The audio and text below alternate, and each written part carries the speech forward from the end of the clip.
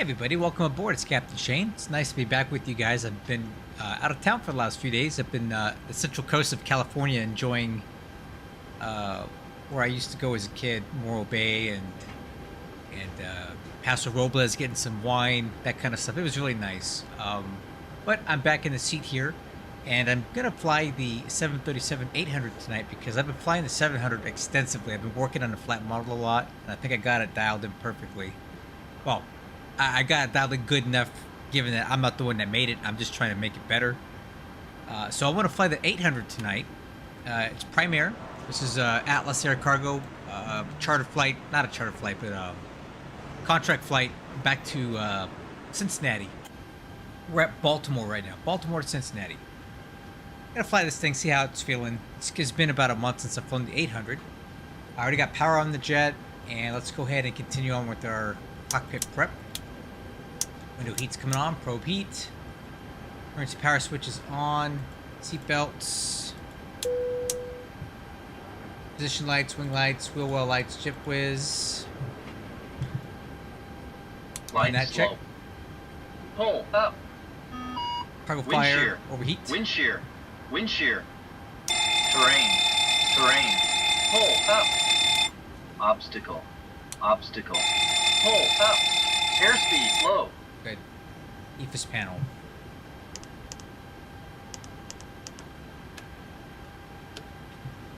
Set. Takeoff warning. Throttles. Converters work. Weight and balance. Alright, here's what we got tonight. Let's take a look at our flight plan. Well, flight plan says... Baltimore traffic ladder 1566, second runway 8. Okay. Somebody's on channel tonight. Or on frequency. Cost index is 23. The fuel load tonight's going to be 15.4. Cargo weight's going to be 37.5. Looking for runway 28 departure. Alright, fuel load 15.4. 15.4. Let's go ahead and get the fuel truck rolling. And as far as the payload, since we're simulating the freighter, this is actually a PAX aircraft. Let's take all the unnecessary weight out of this thing. We'll go 180, put this to 210. And now we're just going to start using the passenger loading to simulate the weight. So I think we can go... Will it take 8,000 here? Nope. I think we can do 75 and 75. Okay. 7,500 pounds. Forward and aft. Now we'll do 36 here, 36 here, 36 here. That gives us 37.6, which is a little bit heavy. The CG's way far forward though, way too far forward. So what we're gonna do then is we'll just take out, let's just take out 20 there. See how that's putting us. Okay, getting a lot better. And I'll put probably 10 here and 10 here. CG's looking a lot better there. We need 37.5, so we'll take out maybe one person. Baltimore traffic ladder 156, landing up runway 28. That'll work. CG's 23.4 now, but as we add fuel to this thing, it'll shift the CG even further aft. I like about 25% takeoff CG. That'll be about where we level out once we're done putting on fuel. That's pretty good. All right, let's see as the fuel goes up. This should move aft. Just want to confirm that.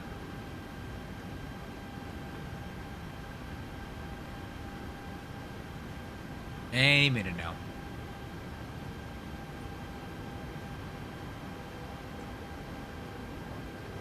Well, it should move aft. I'll come back and jump. There it goes. Yep, it's moving aft. Alright, weight and balance is good. Position initialization, I already did it. And let's go ahead and program FMC. So, BWI, we're going to CVG. I love that airport. It looks so good in X-Plane 12. It's a default Baltimore aircraft. traffic It looks ladder great. 156, taking off runway 28. Okay, runway 28. Alright, so the flight plan tonight, we're going to be on the Foxhole 1 departure. And in our first fixed auto, OTTTO, All right, and then we're going to go down to Collins. C-O-L-N-S. Okay, now we can pick our departure and arrivals. So, for departures, we're going to be departing on the Foxhole 1 departure, auto transition, runway 28, and we are arriving on the Gavin 7 with the Collins transition, and we're looking for the ILS 36 right approach. Now let's check out this transition and make sure we get that right. Subject to change as we fly, of course, but looking to land on 36 right here. So actually FLM would be a really good fix to pick up for this. So we'll go ahead and do the FLM transition. We'll probably take UDAys and go straight to FLM from there. Let's add that to the route. Cool. Now I'm going to do FLM transition here. I want to go back to legs. We're going to make sure this all makes sense.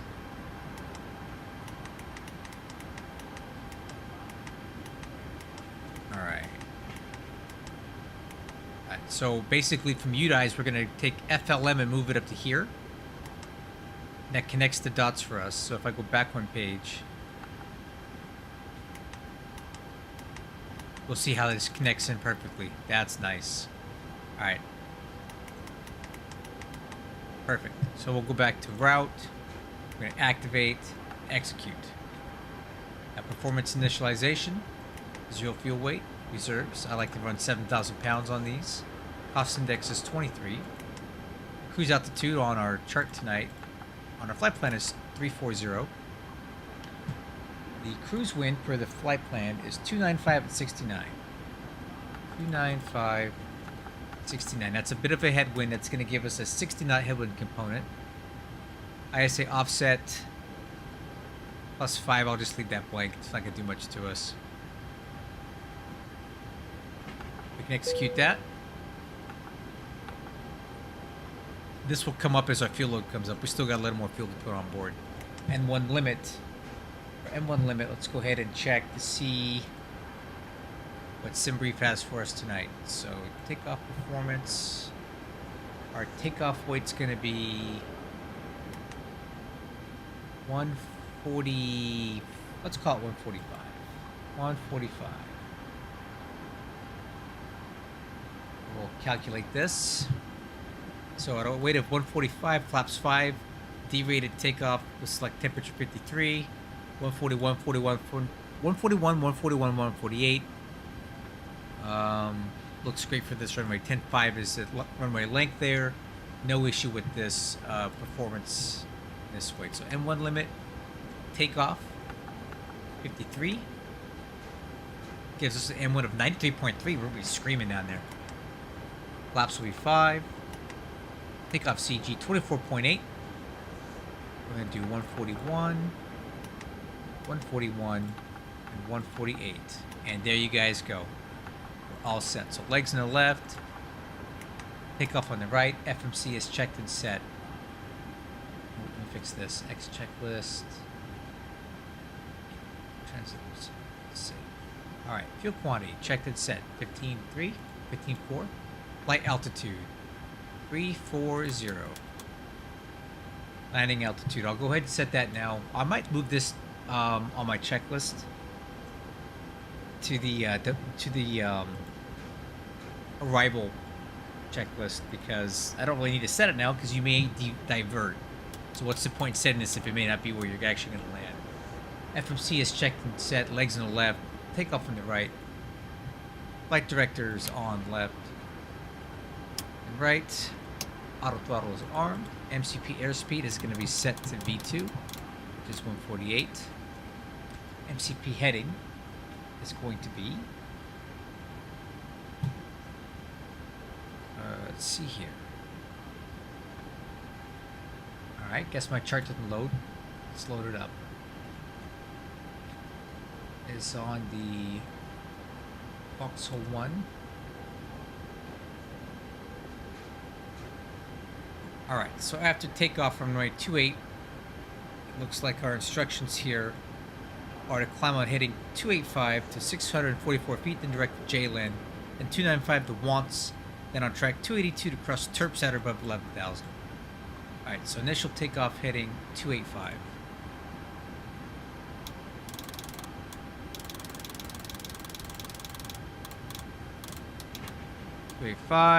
Altitude is going to be 340. Altimeters are the weather here. Let's check it real quick. Oh, that's some weather. So, let's see. 3009, it's right down the runway. Broken at 8,000 feet. Altimeter 29er, 79er. So let's go 29er. 79er. Altimeters are set. Auto brakes. RTO. Radios. Let me confirm the CTAF frequency. I heard the guy talking on Unicom here, but he actually should have been on CTAF. BWI. 119.4. I'll put 119.4. We'll tune that in. That radios are good. TCAS is going to be 2450.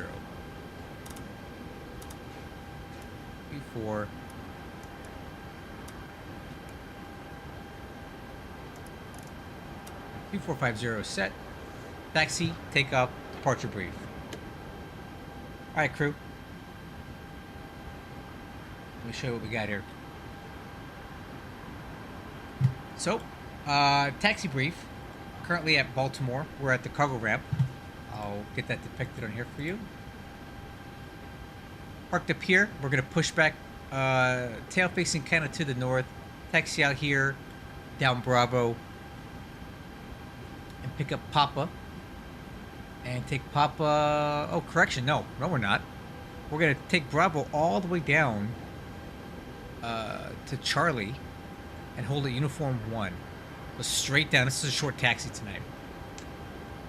From there, we're going to be on the Foxhole 1 departure, which I've already explained. So the crossing restrictions we need to be worried about here are Terps at or above 11,000 and Foxhole at or above 17,000. We should have no issue making those at all.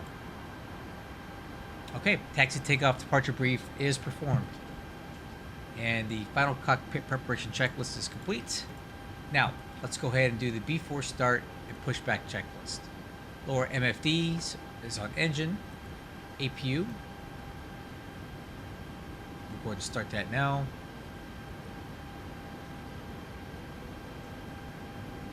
Put these windows up. APU. Coming on. Doors and windows are indicating closed. We'll leave the cockpit windows open for now. And while the AP starts up, I'm going to set up my desk and get the webcam going. You guys just sit here and relax.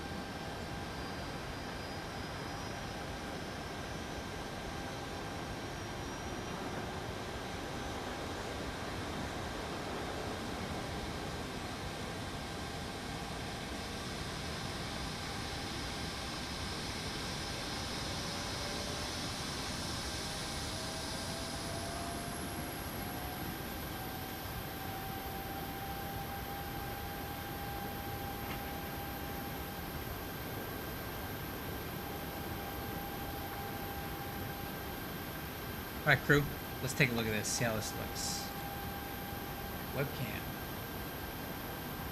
Alright, let's do a little adjustments here. We want to make sure we get the throttles in there. Yoke, throttles. Looks good. Alright, continue on with the before start checklist. Yaw dampers coming on. Electric hydraulic pumps. Fuel pumps. Parking brake. Set. AP generator 1 and 2. Will chocks, ground power unit.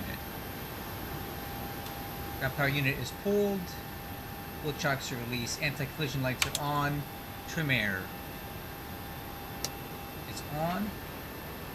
Engine bleeds are off. APU bleeds on. Engine start switch. Let's go ignition right is good. ACARS. How we look on ACARS?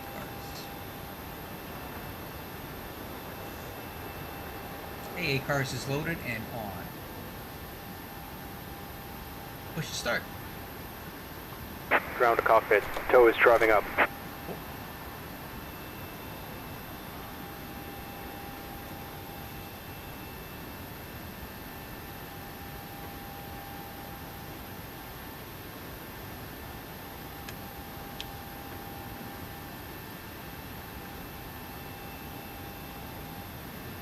Okay, all doors and hatches are closed. Ready to connect. Hey, you're clear to connect.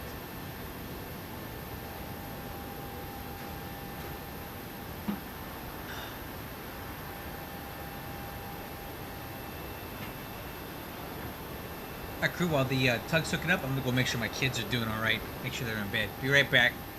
Get this tug hooked up and we'll get ready to push.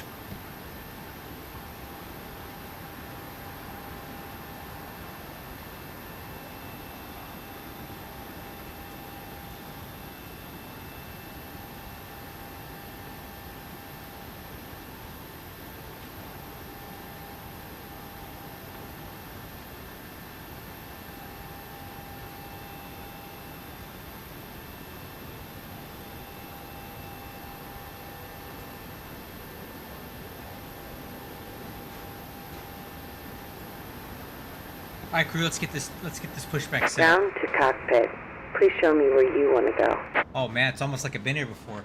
Tow connected and bypass pin inserted. Release parking brake. Alright, let's make an announcement here. Baltimore traffic, good evening. Giant 3669 push to start at the north cargo ramp, tail facing north. Alright. Alright, crew. Parking brake released. Starting pushback, and you may start engines. Alright, crew, clip range to start. Let's go starting engine number 2.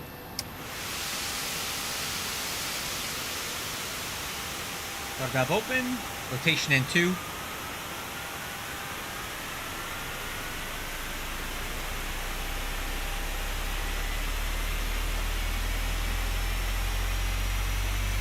Oil pressure's coming up.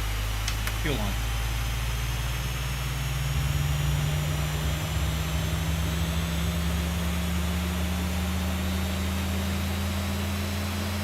Okay, EGT fuel flow. Oil pressure lights out.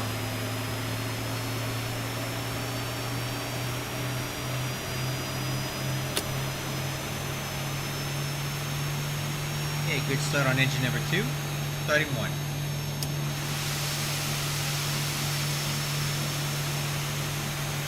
Rotation N2, starter valve open.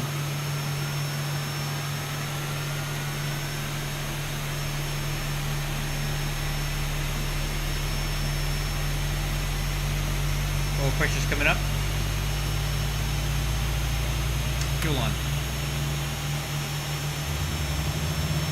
Fuel flow, EGT.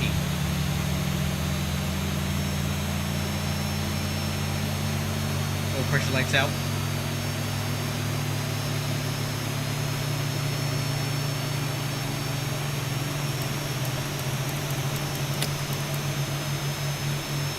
Good start on engine 1, starter valve is closed. At the start checklist. Oh, let's wait on this.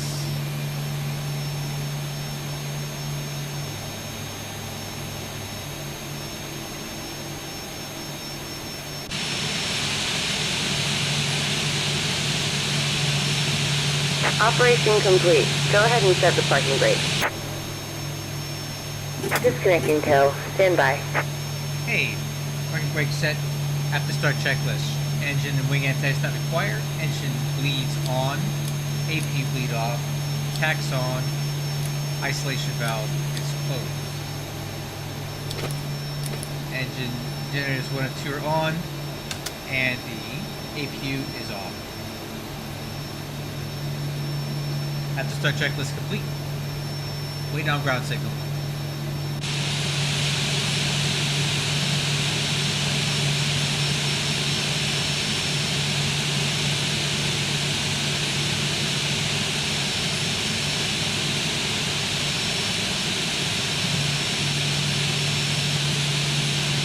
Cell is disconnected and bypass pin has been removed.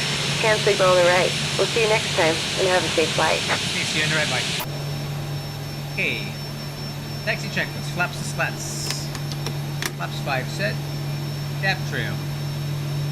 4.75. Set. Think updated confirm 141, 141, 148 on the PFD. Takeoff thrust setting. Deviated takeoff, select temperature 53. That's going to give us an updated N1 of. Let's see here. Takeoff.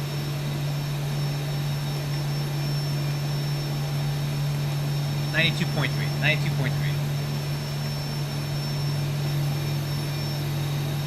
Transponder. PARA.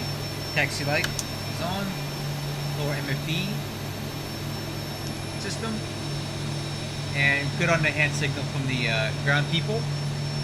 APU sound like it's off. Taxi clearance.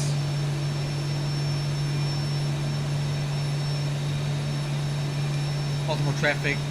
Giant 3669. Taxi to runway 28 via Bravo Charlie Uniform 1 Baltimore. Alright, crew. Taxi takeoff departure brief, no updates. Let's go. Parking brakes released.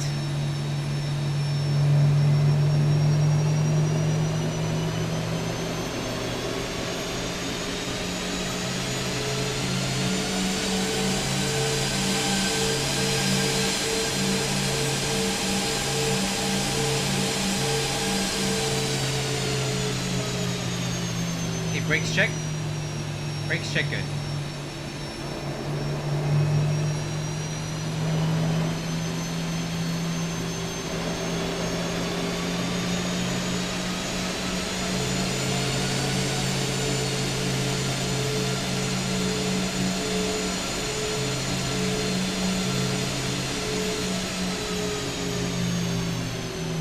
Okay, nozzle steering and brakes are checked. Flight controls. Ailerons left. Ailerons right. Elevator up. Elevator down.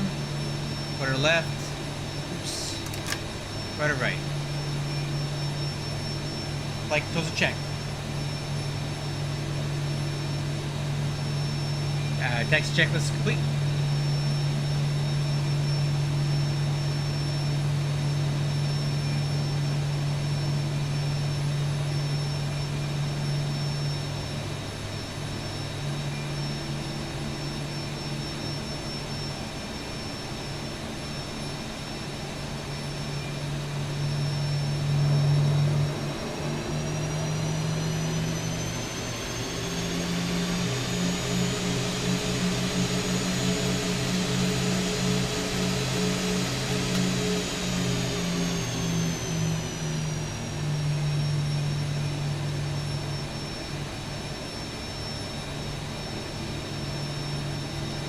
Clear left, clear right. Okay, lower, let's do the V4 takeoff checklist. Lower MFD. Off, LNAV, VNAV. Interesting. Oh, those are one arm.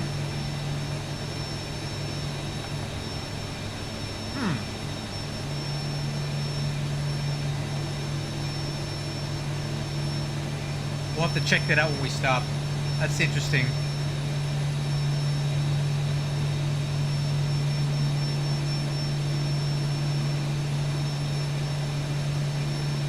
Oh, that's why.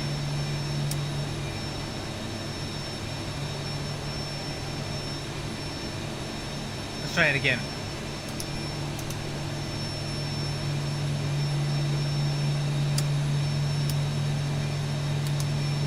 I still have one arm.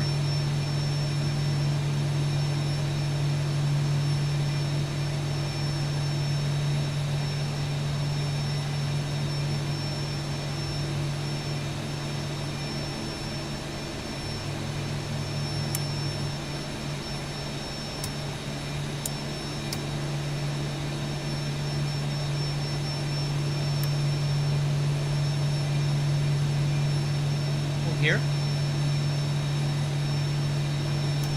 There we go. Now we got it. Let's close the windows up.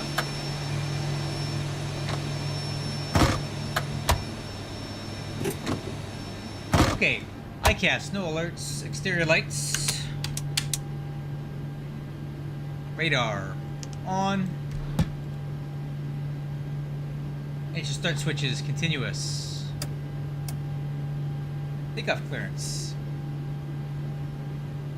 Baltimore traffic, Giant 3669, departing runway 28, Foxhole 1 departure. Alright crew, we're all set here. Clear on the left, clear on the right, TCAS is clear. Let's take the runway.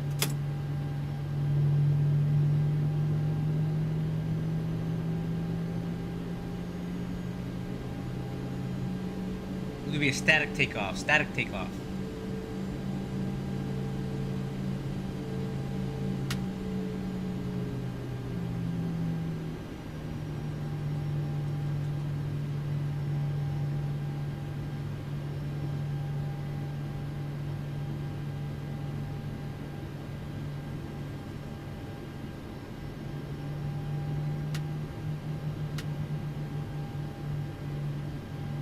We're heading 285. The wind is 300 at 9.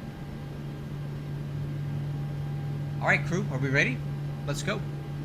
Starting the clock. Power's coming up.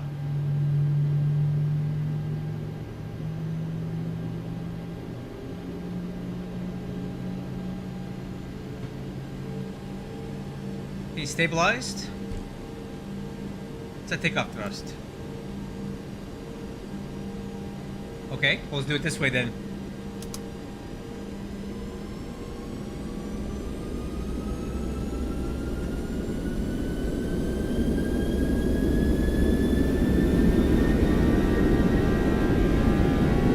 Thrust in.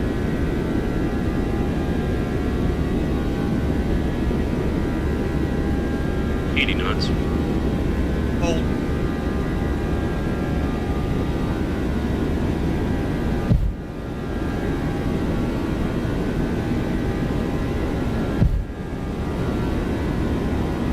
Rotate. Positive rate. You're up. Gear up.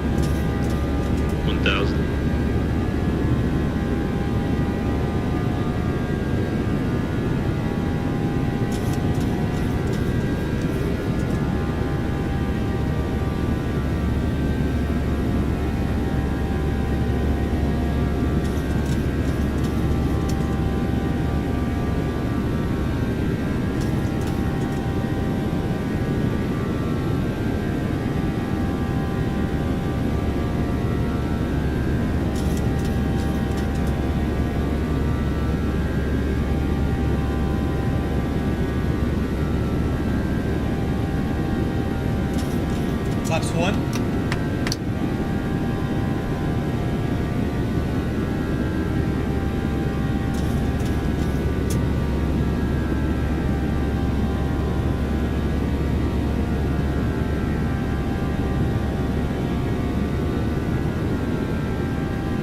Flaps up.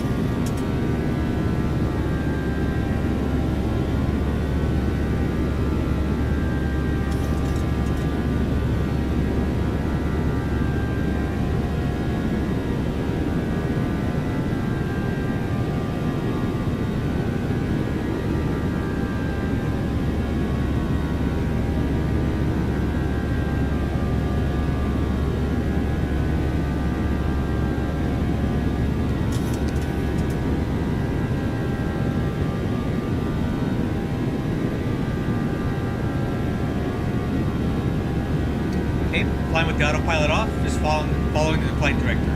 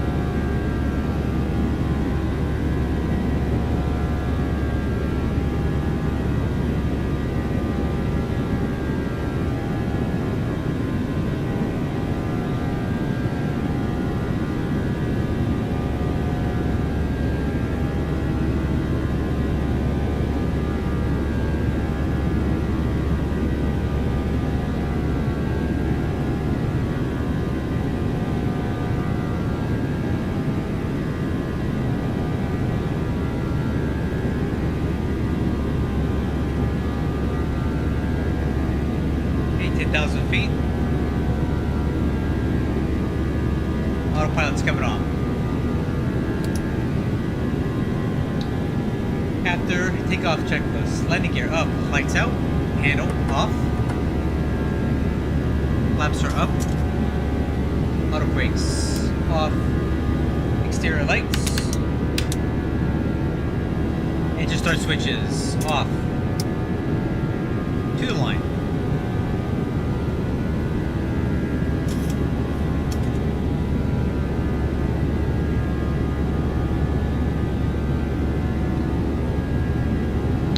So during the takeoff, what happened was I don't think the toga button on my throttle was responding for whatever reason, because I pressed it and I did not get the commanded takeoff thrust. So what I did instead was I went to N1 mode, but it ran up the engine's a bit slower than toga does. In addition, it did not set the flight director to takeoff mode, so I didn't get my pitch bar until we got to 400 feet. Normally I get the pitch bar as soon as you hit the toga button. I'll just check my control mappings and fix it later. Not a big deal.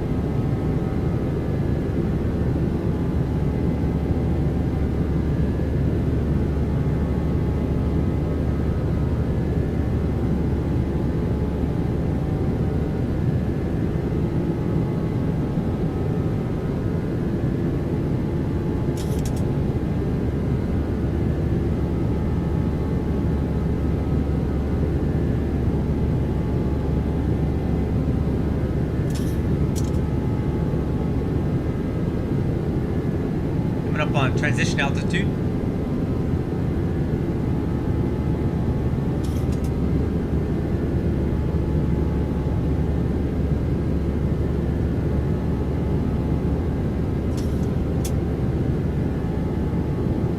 Hey, altimeter standard.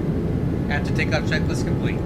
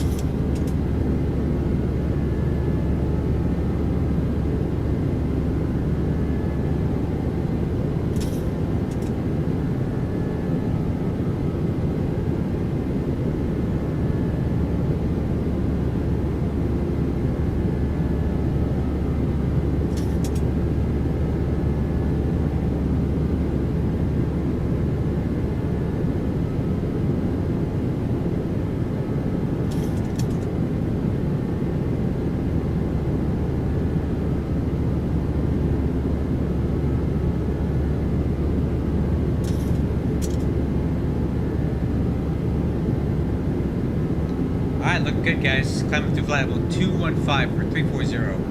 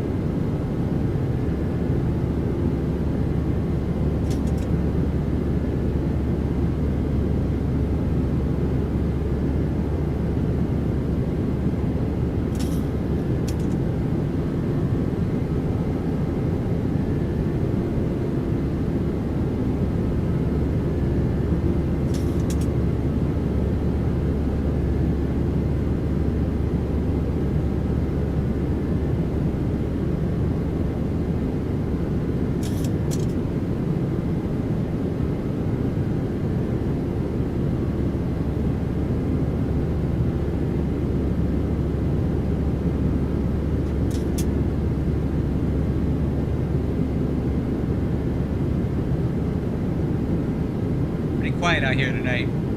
That's the guy that just took off in front of us.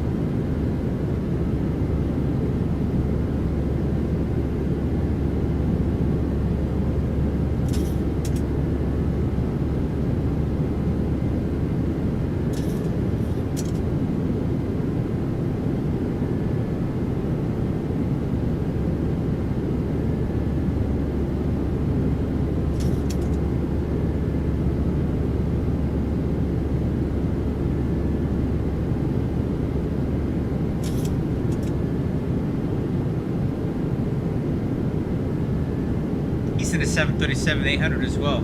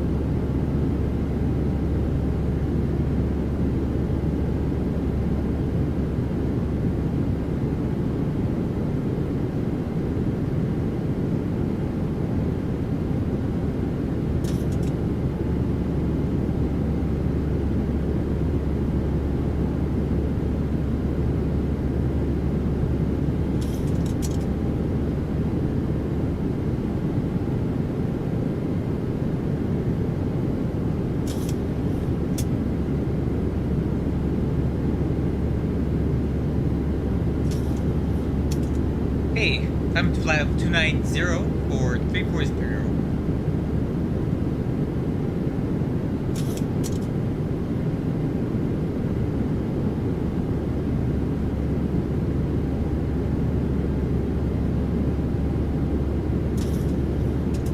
I think once we get to cruise, I want to experiment with the new flight tracking software that I saw on Traditional Mac 2's YouTube channel. We'll take a look at it when we level off.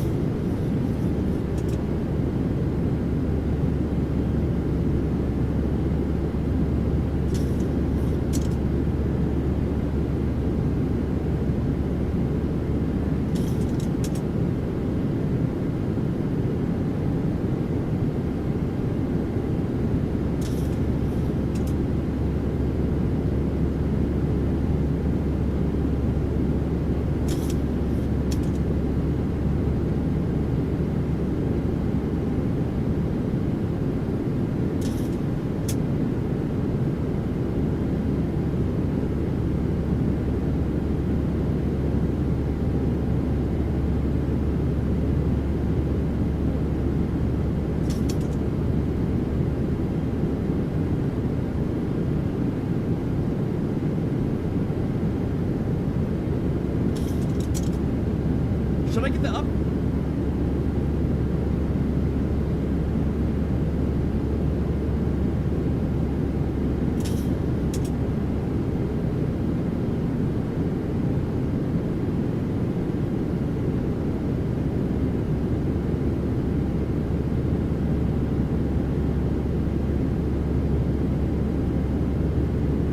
Okay, climbing through flight level 320. It's a little choppy up here.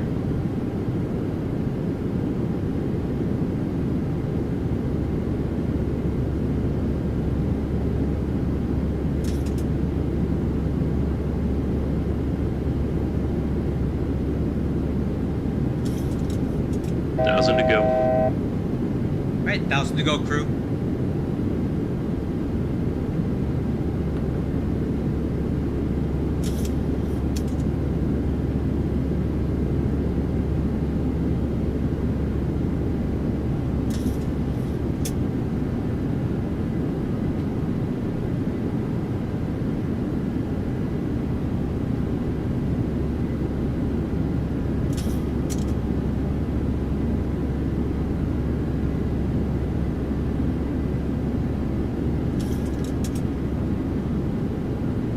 Okay, we're leveled up, but we need to speed up a little bit.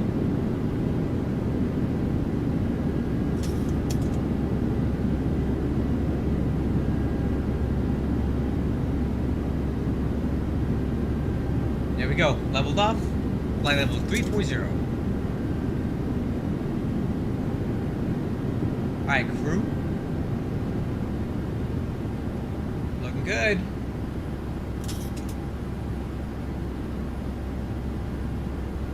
A little bumpy up here tonight, but that's alright.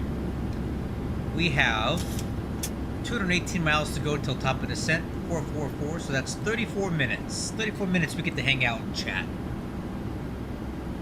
I'm gonna head back to the galley, grab a little snack, and I'll be back and we'll take a look at this. Elevatex. I want to look at this with you guys, see if it's any good. Be right back.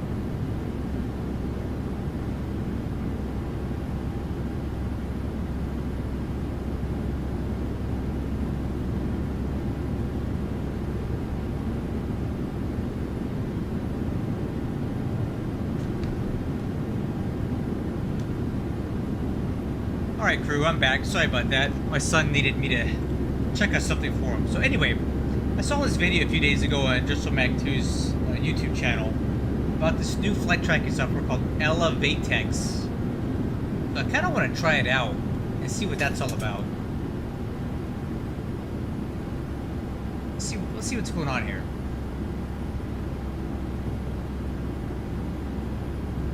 Download now. Okay.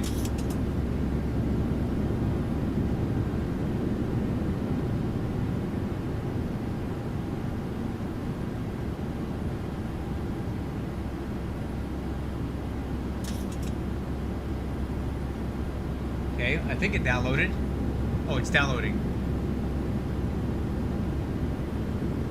Okay, let's see what it is.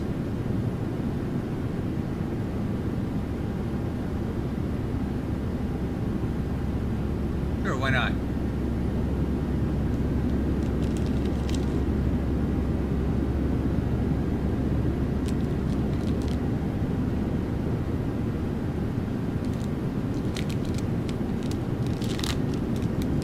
Oh, I guess I have to create an account.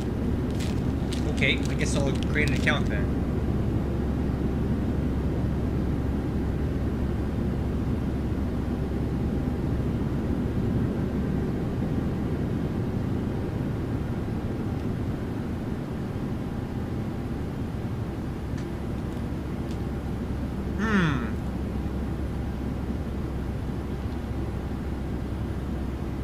Tell you what, I'll do this off screen. You can only see my email address, huh?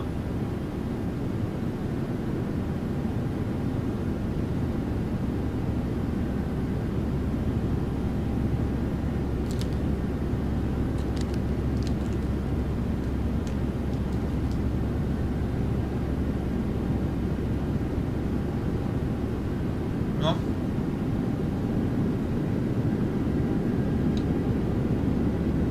I gotta check my email now.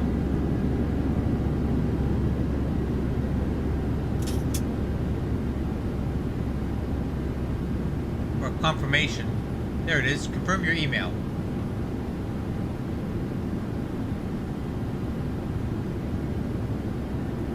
Okay, email has been confirmed. And now we should be able to go to the to this app, and it looks like it's automatically signing in.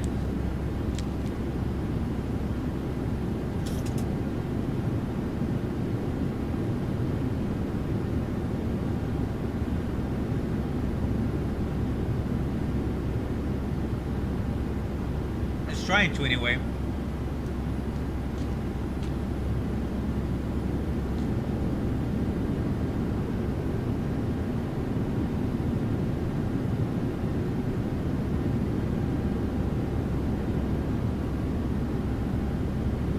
Oh, here we go. Linking my account.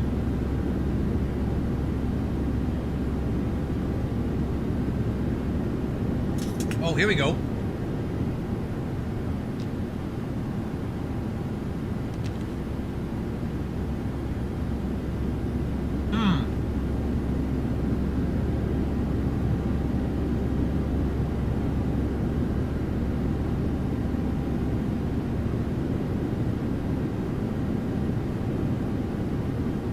Showing up on here. It says it's disconnected.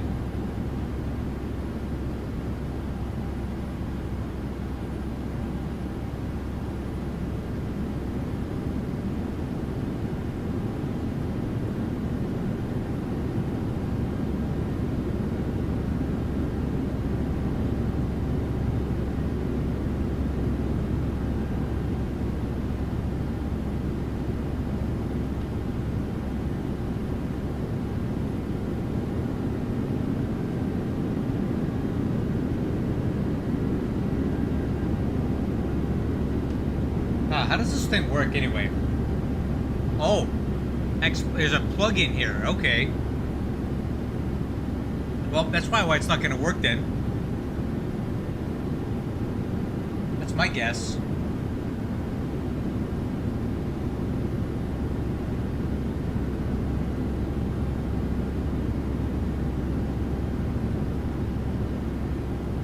Alright, let me try connecting my Navigraph account. Maybe I should actually try to watch the directions on this thing, huh?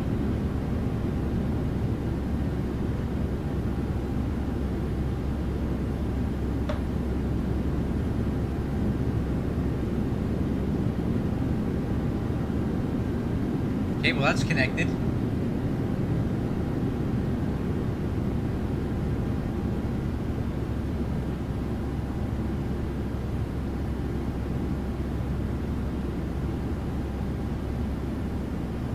Oh, I don't know how this thing's supposed to work, but we're not coming up on here for sure.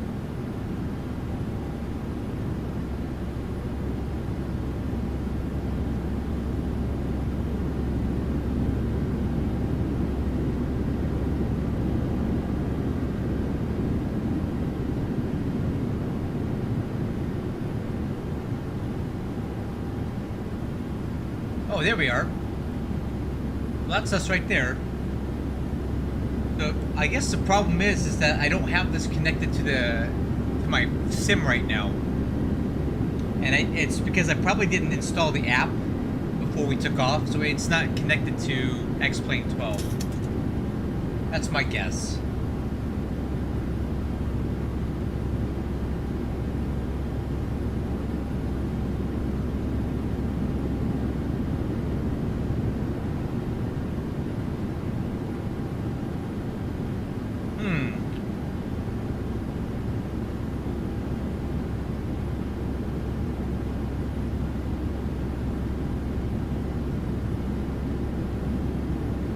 Needed this thing connected. Let me try to turn it off and turn it back on, see if that'll work now. If not, it really doesn't matter. I'm just kind of experimenting with this since we have the time. Alright, pop a descent, 4:45. So in about 14 minutes we'll start our descent planning. Let's try this thing again.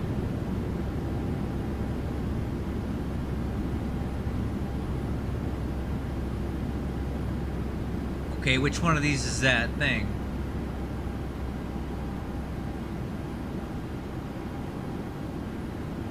Okay, none of them.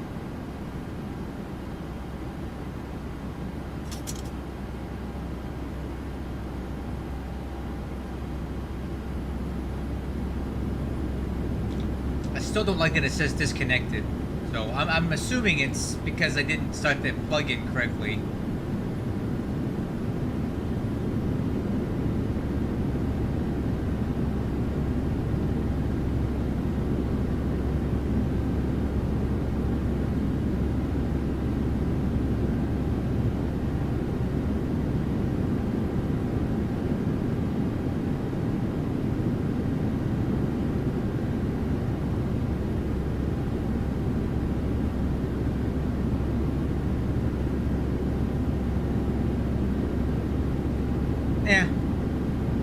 I think I just need to start it next time, and then maybe X-Plane will read it. It's just too late now, so that's fine. We'll try it again next flight, and maybe I'll actually watch the video that that Drishel made on it, so I can know how to use it a little bit better. But for now, it's not critical. I think a lot of people are going to use this for flight tracking and keeping catalogs of their flights, but the thing is, I do all of my flights for my virtual airline, right? Which is UPS Virtual Air Cargo, and it already tracks all of my flights for me, so.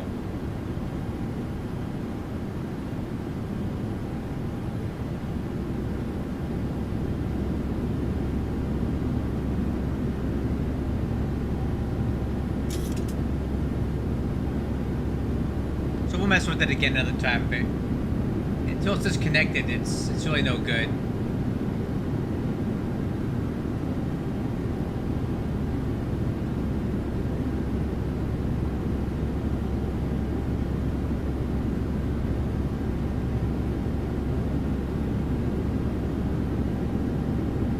Let's add this guy.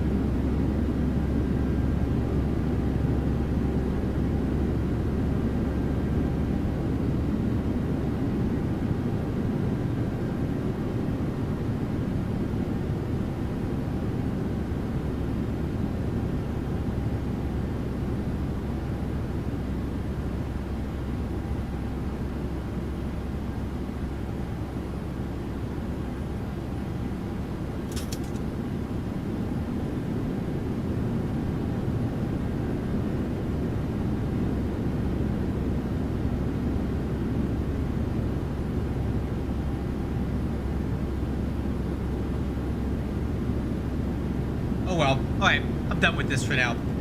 Play with it again another time. Again, I think it would help if I had installed that plug-in before we took off. That's probably why it's not working right now.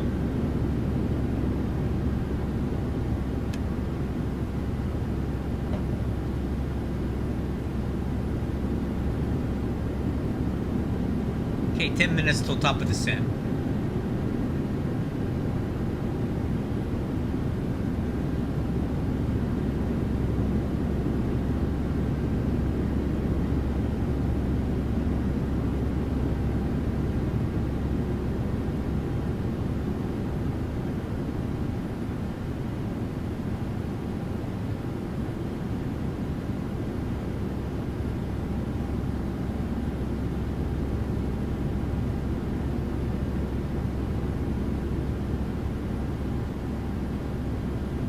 Man, it is really choppy up here tonight.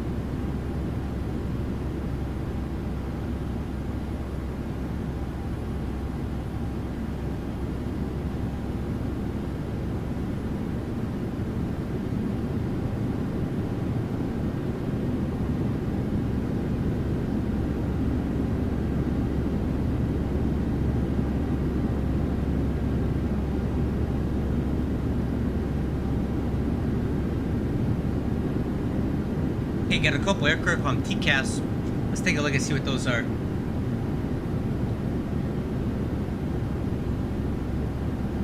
Okay, looks like American Airlines, JFK to LAX. Wow, that he's doing a red-eye flight, I guess, overnight. And then this guy here, DLR, in a 737-800 from Toronto to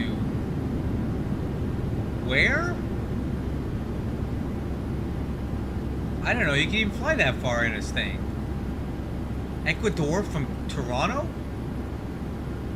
Wow, that's far. I didn't even know you could fly like that far. Ah, 2,500 nautical miles, I guess. I never tried it. Huh. I don't want to fly that far that late, this late at night. Not while I'm awake.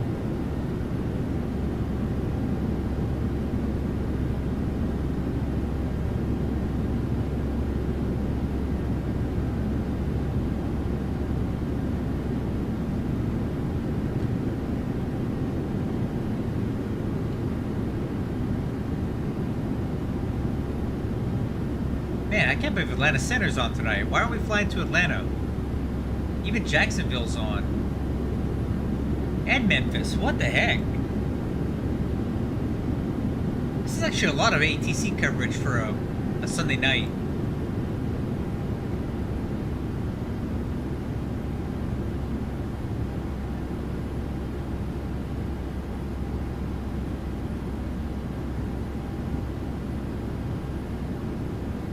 Cool. All right.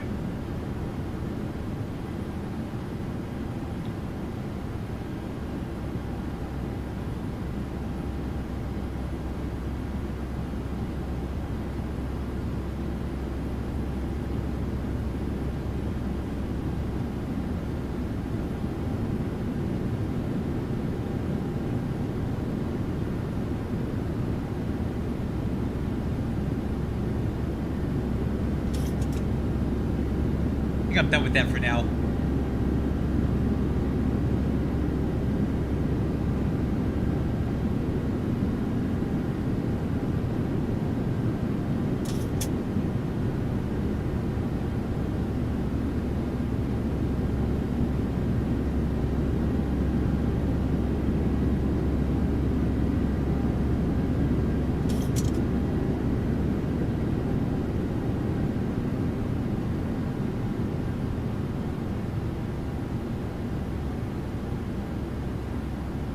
Okay, top of descent will be 14 minutes, so 4 minutes out, we'll start planning. I'll start getting my charts ready in the meantime.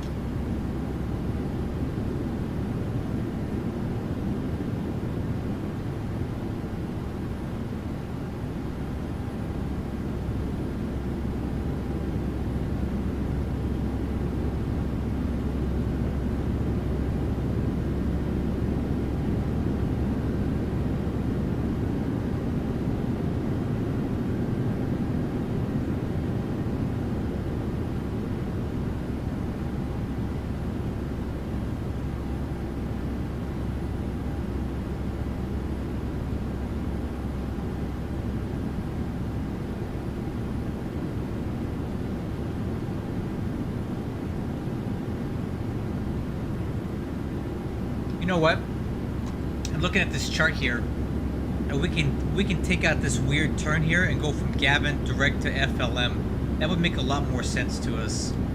So let's go ahead and plan for that. So Gavin, FLM, put it to here, and it's more of a straight shot now. If we look at it on the plan mode. Oh.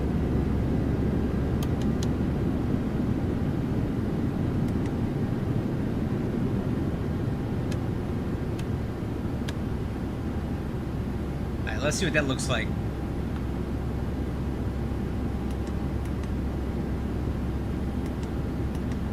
Yeah, that makes more sense. It connects the dots a little bit better.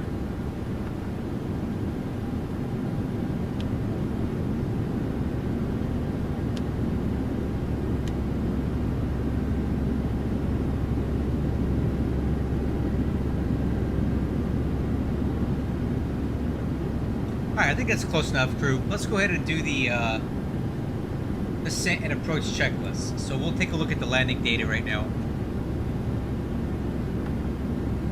Gross weight is currently 140. We got about 2,500 pounds of fuel to burn off, so that'll put us at 137.5 for landing weight. Okay?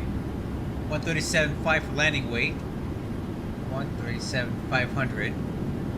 Let's calculate that. Runway 36 right. Looks like auto brakes 3. I wonder why they want us to use auto brakes 3. That seems like kind of a lot. Approach speed is going to be 150, so VREF is 145 at flaps 30. Let's get that in there first.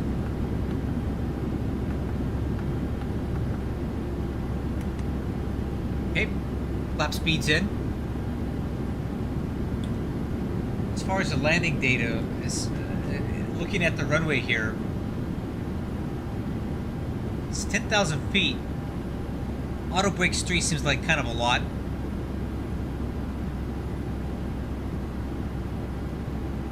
I don't think I want to use auto brakes 3. We're going to use auto brakes 1. And we'll shoot for Tango 6 or Tango 7, but we don't need that much braking action on this thing. Auto brakes 1 is enough. And then from there, we'll get off at Tango 6 or Tango 7 and come back down Sierra, make a right turn onto November, and then left turn here onto the Amazon ramp. Okay, so we're on the Gavin 7 departure, but we modified it a little bit. So we're not going to take it all the way to Doggy. We're going to take it to Gavin, where our crossing restriction is at or below 7,000. And then we're going to fly direct to FLM, which is a transition onto runway 36 right ILS. And we'll just use VNAV path for this. We need to cross JBiz at or above flight level 240. So from Gavin, direct to FLM, then as follows. On the ILS 36 right approach from FLM. When we get to KaiCat, we need to be at 7,000 feet. That's our initial approach fix. And then when we get to the intermediate fix, that's 5,000 feet. And then the final approach fix is Troy. And from there, we're going to pick up what appears to be a bit of a shallow glide path here down to the runway. If it's 3 degrees, it sure doesn't look like it on this chart.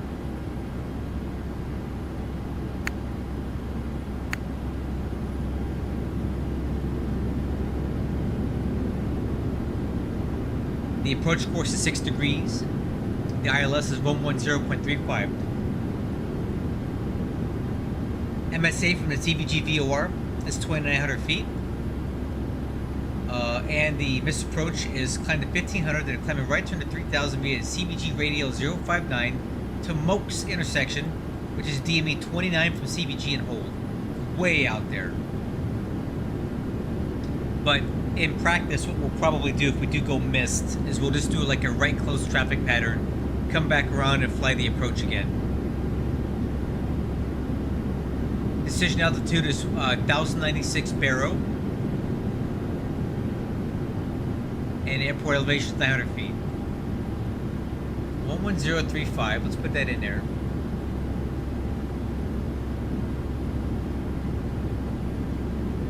ILS is in. Approach course is 6.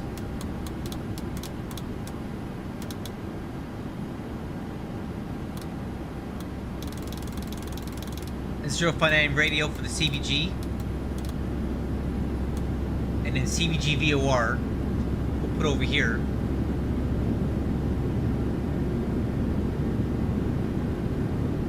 And that's going to be 117.3.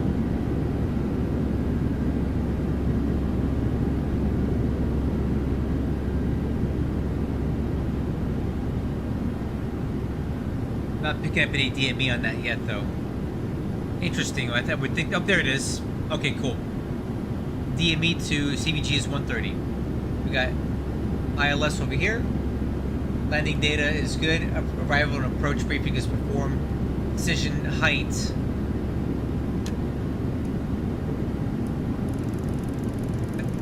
$1,096.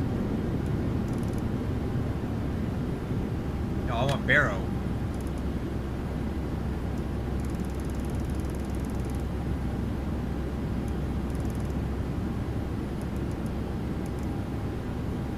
Okay, decision height is set. Seatbelt signs are on.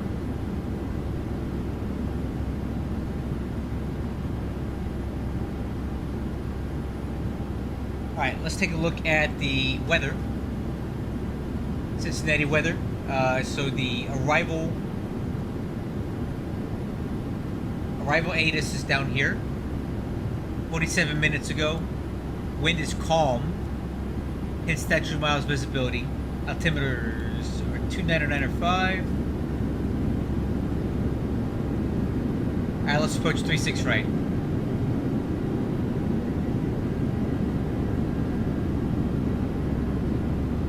Alright, crew, we're all briefed up. Let me know if there's any questions. If not, I got 5 minutes to go. We'll head down.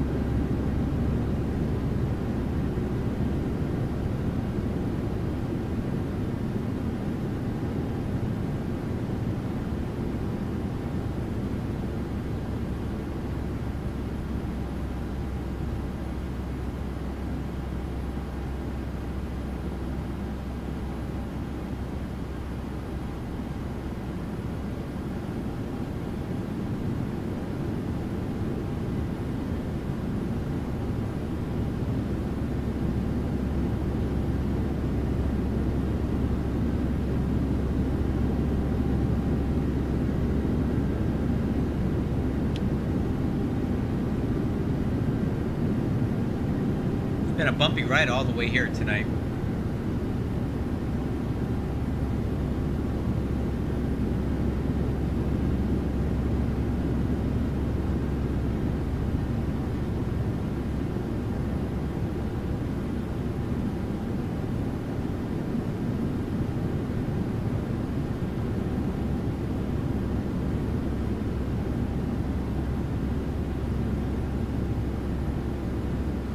one thing we can do is we can get the... Let's get the CTAF for Cincinnati. CTAF ACV PG 18.3.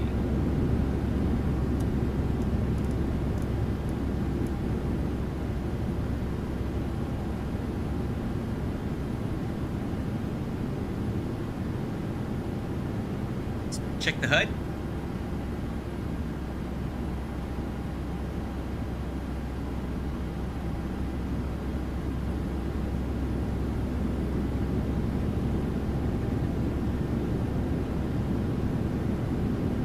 Okay, HUD's working.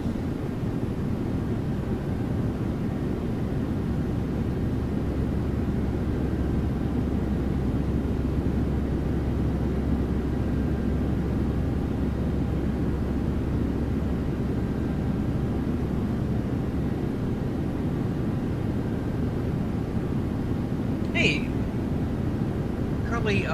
I'm currently learning how to fly the 737 on sim.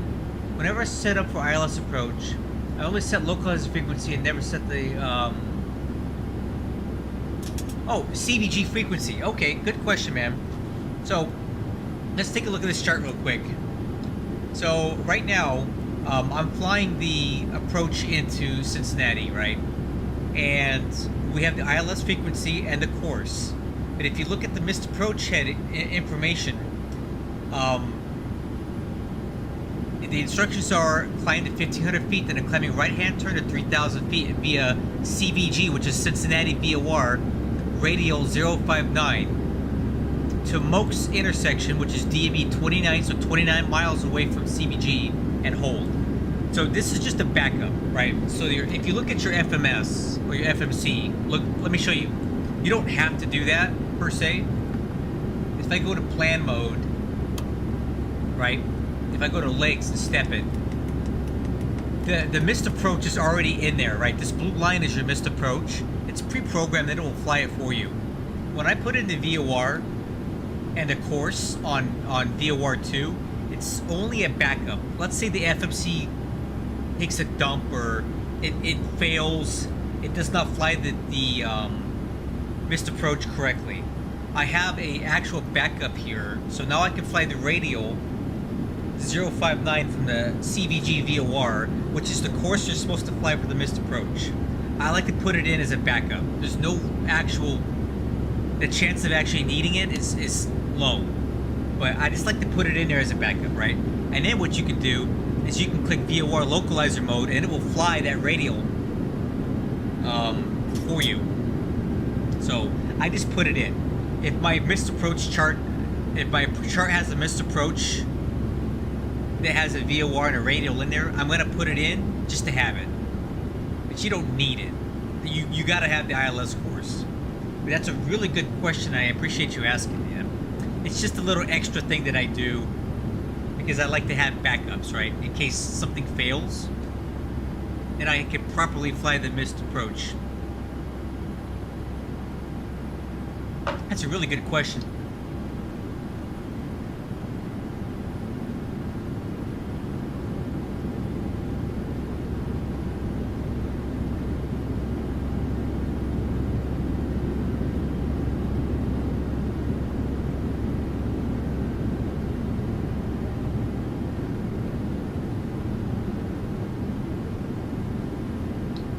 If you have any other questions, Andy, please let me know. If I'm saying your name correctly, I apologize if I'm not.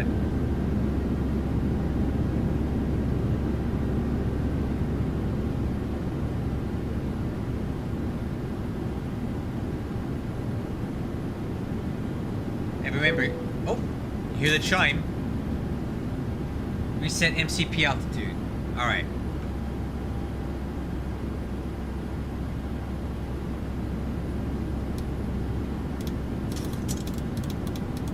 Alright, crew. Tell you what, we'll turn the webcam back on now.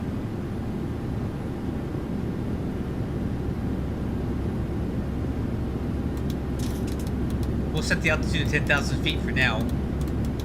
Make sure we get slowed down enough, and then we'll continue down from there. Okay, retard. So, Throttles are going to come back to idle. And we're going to start down.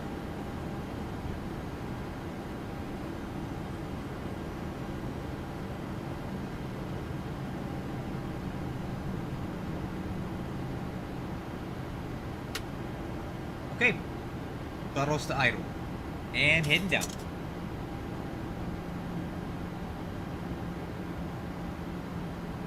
I'm going to go ahead and preset the altimeter setting. It's 29905. And when we get down to 18,000 feet, we'll go ahead and turn that on.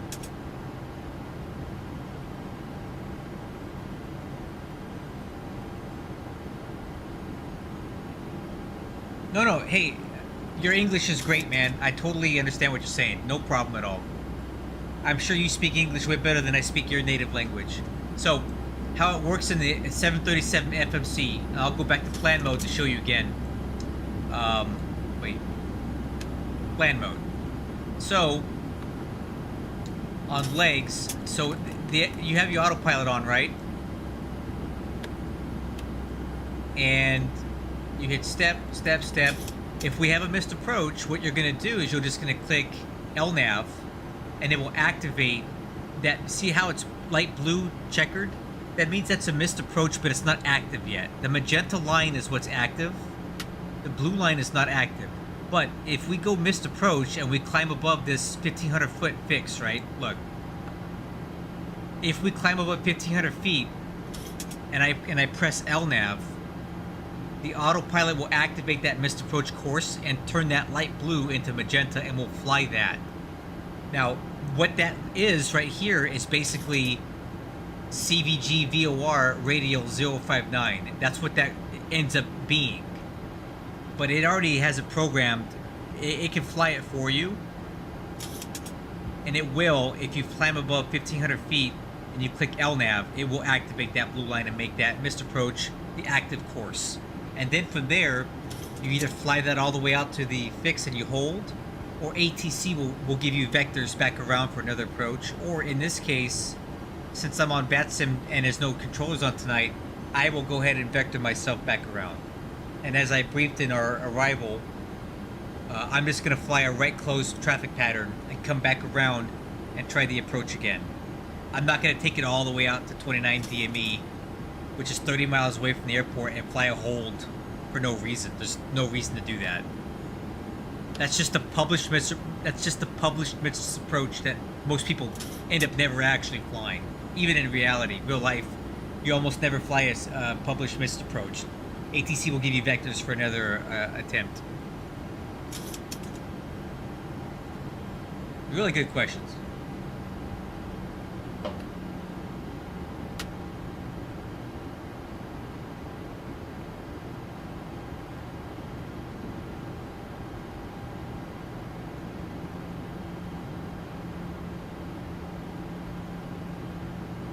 Okay, on speed, on profile, looking good.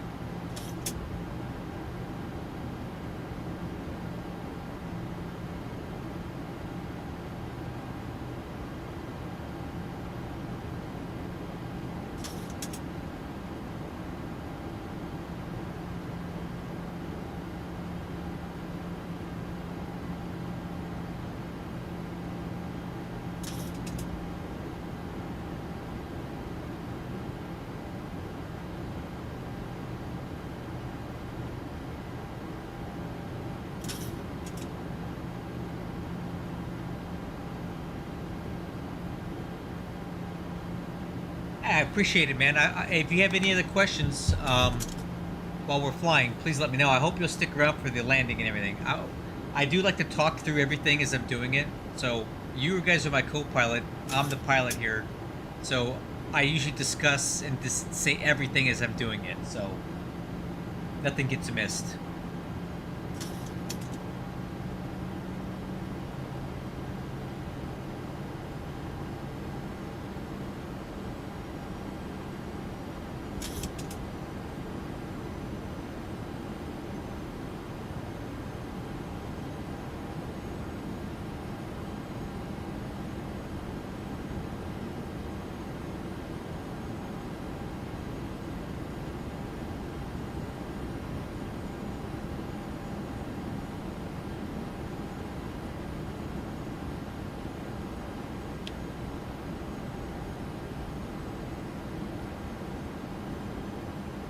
Okay, back to retard.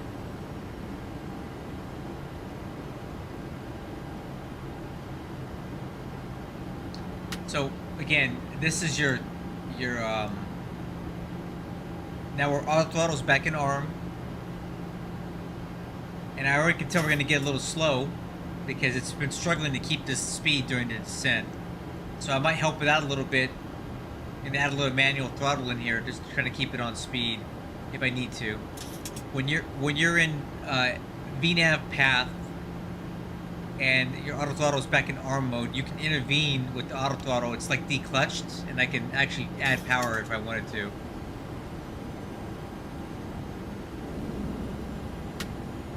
But I'm gonna leave it in idle.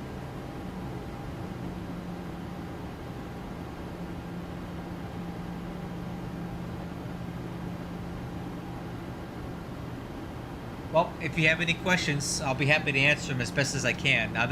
I'm not a 737 expert. I just fly it on TV. I play MD-11s more, but you know, I've been playing this one for a while. So if you have any other questions, if I'm not busy flying, I'll keep glancing over here at my other monitor, and I'll answer your questions as best I can.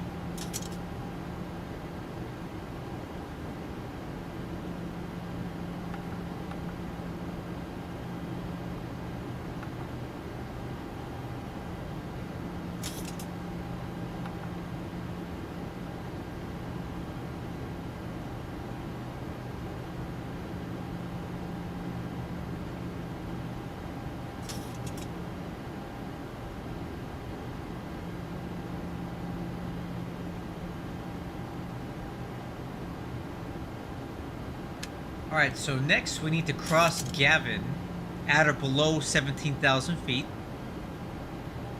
So it looks like we're on track to do that here.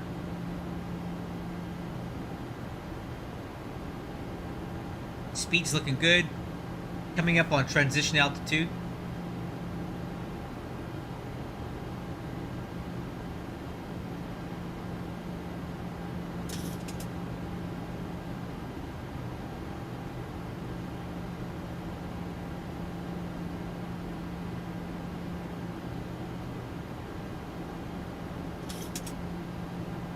Alright, transition altitude 2995. And engine start switches to continuous. Okay, waiting on exterior lights.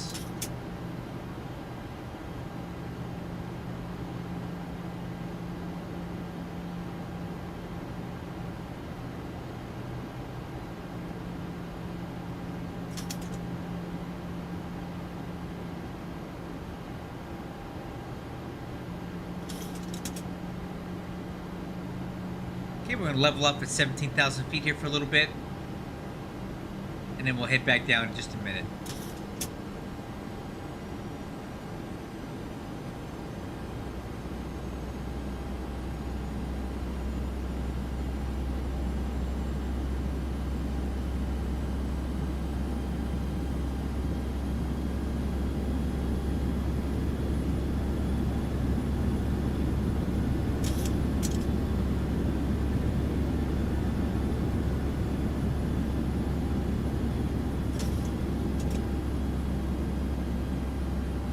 Okay, heading back down.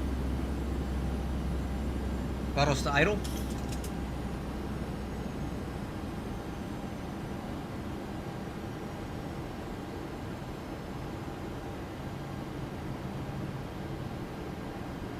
Okay, coming up on next fix is going to be FLM. 13 miles out.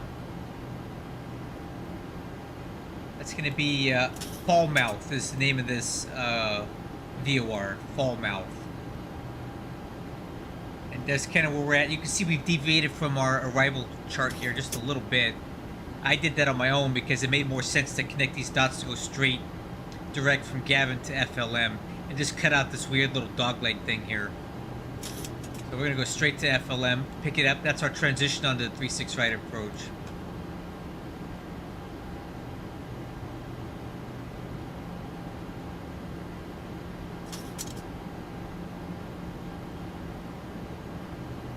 Cool. Looking good on speed, guys. Looking good on everywhere. I haven't been to Cincinnati in about a month here in the game. I'm looking forward to landing here again. I really do like this airport, and it is an absolutely beautiful airport for X-Plane 12. Like it's a default scenery, but it looks so good. All of the Microsoft Flight Sim guys crying about it all the time because they don't have a good Cincinnati airport at all.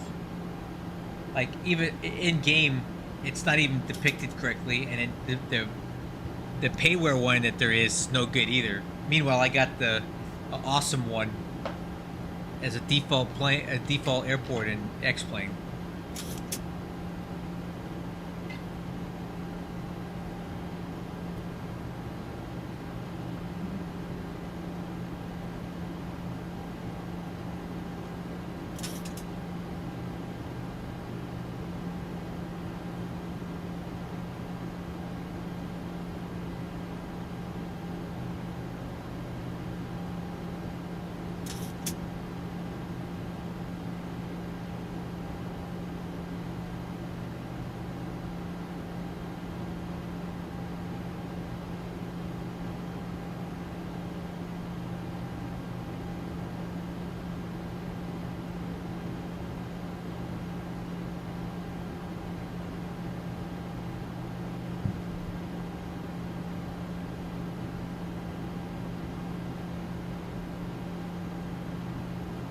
Okay.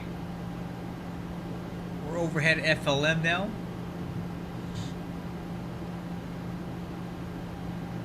So remember, the next fix is KiteCat, and we need to be at or above 7,000 feet for that.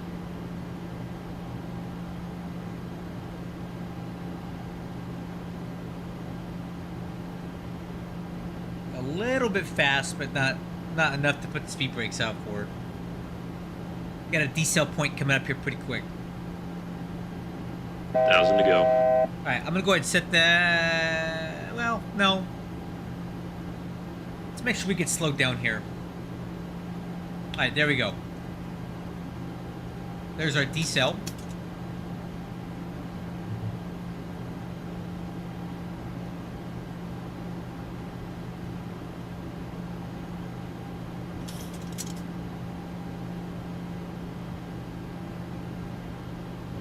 Alright, good. We're slowing down. Let's go ahead and set the altitude down.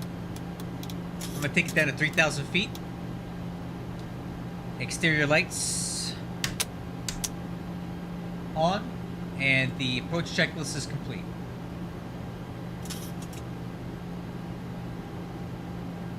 Okay, there's about 250 knots across the 10,000 feet. We're about 3 knots fast, but that's fine. Who's going to know?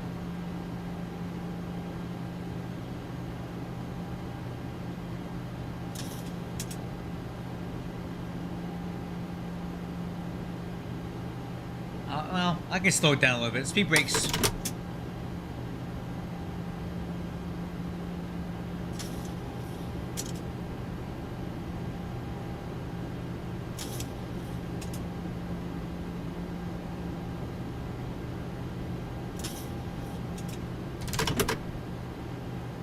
Speed brakes retracted.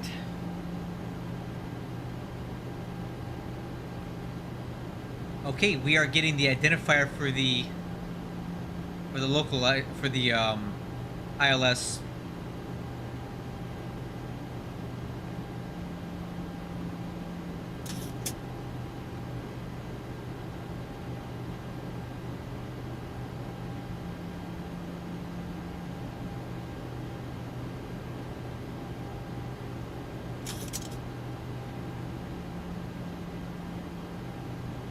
And we need to start slowing down here, kind of quick. I'm gonna go ahead and do speed intervention here. So I slowed her down 200 knots.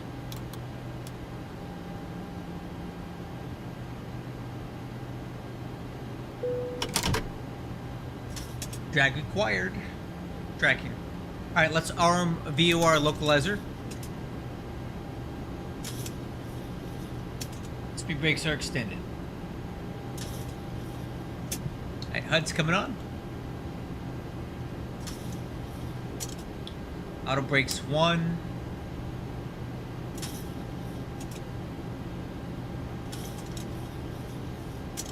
Okay, localizer is alive, and we are localizer capture.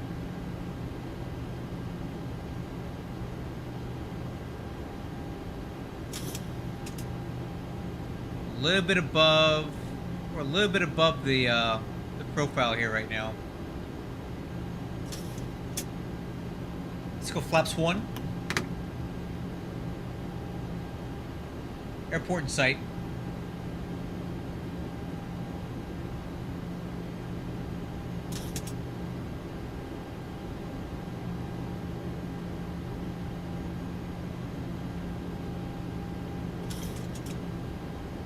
Okay, and let's go approach mode.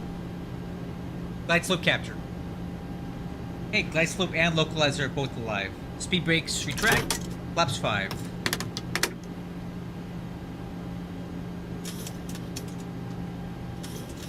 And let's speed down to 160.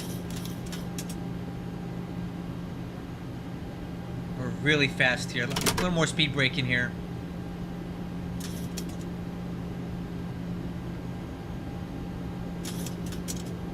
Oh, I hate to do it this far out, but we're really fast. Let's go gear down.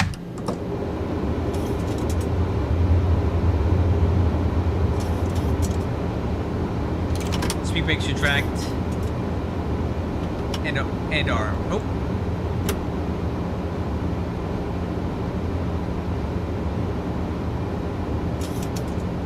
Flaps 15.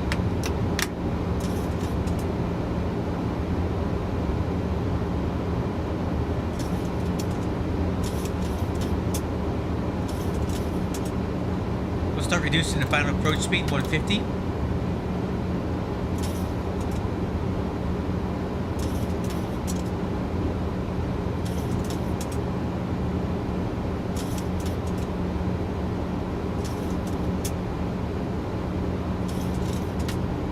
Flaps 30.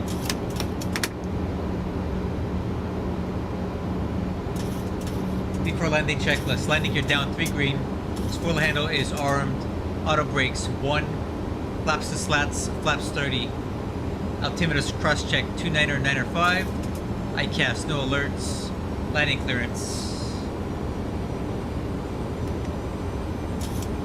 Cincinnati traffic. Giant 36. Correction, Atlas 36. 69 on the ILS. 36 right approach. Hi, crew.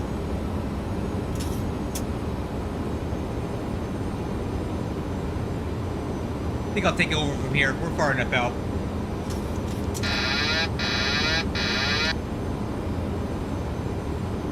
Auto throttle's coming off. My aircraft.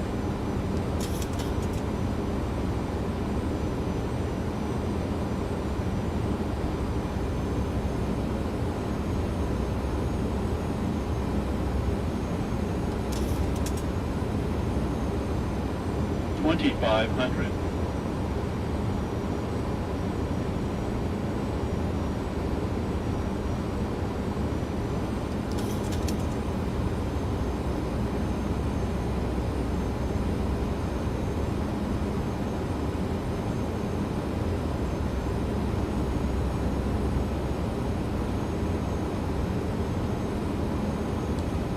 Cincinnati traffic, Giant 3669 on final, 36 right.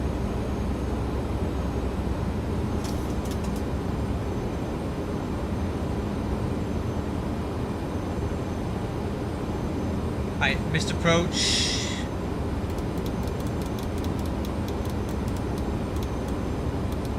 Missed approach heading altitude or set.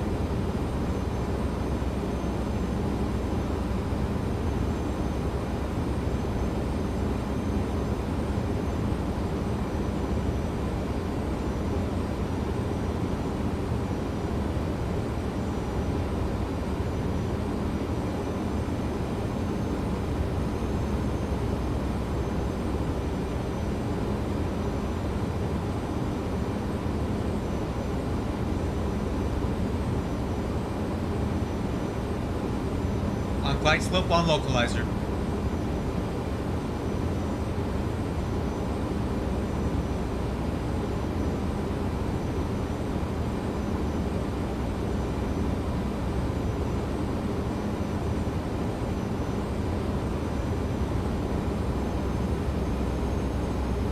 1,000.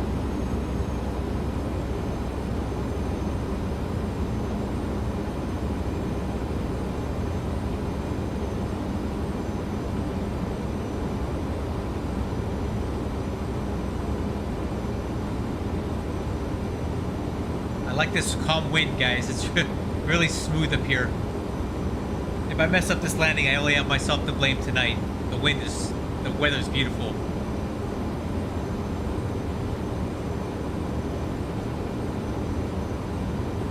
Five hundred.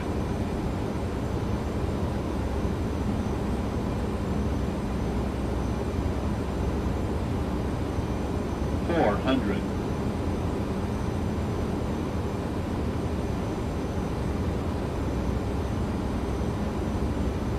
$300. Approaching minimums. 200. Minimum. Continue. 100. 50. 40. 30. 20. 10. 5.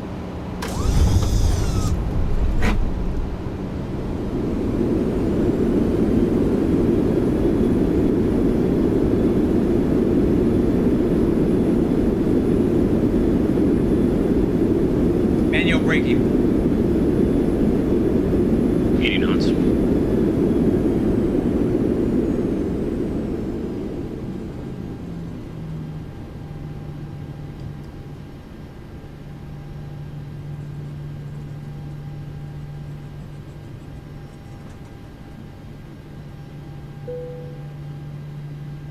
Okay, versus normal. Looks we got off at Tango 7. I was pretty light on the brakes, so I wasn't trying to make that Tango 6. There's no need. Alright, we'll stop here and we'll get cleaned up.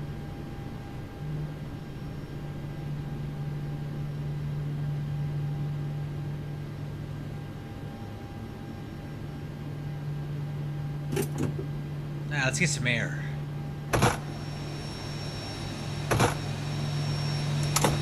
Alright, after landing checklist. Spoiler handle. Flaps.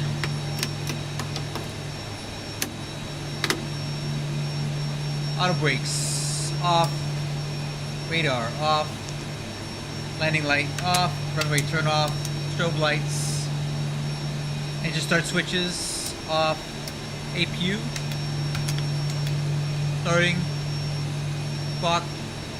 Stopped. Step trim. Look at that. Almost perfect. It's dead on. Step trim is set 5 degrees. After landing checklist complete. Thanks, Andy. Alright. Let's see where we're at here. Right. Cincinnati traffic. Giant 3669.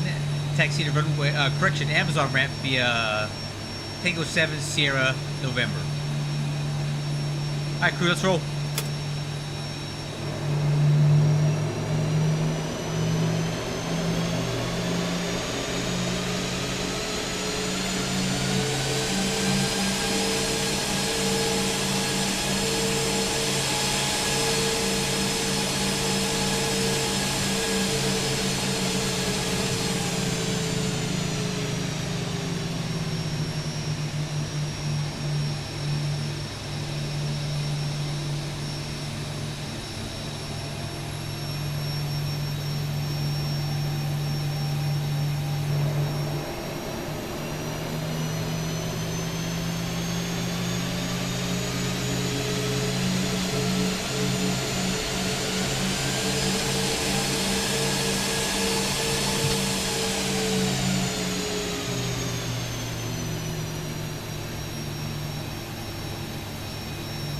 Alright, and we're looking for November. Pretty far down here.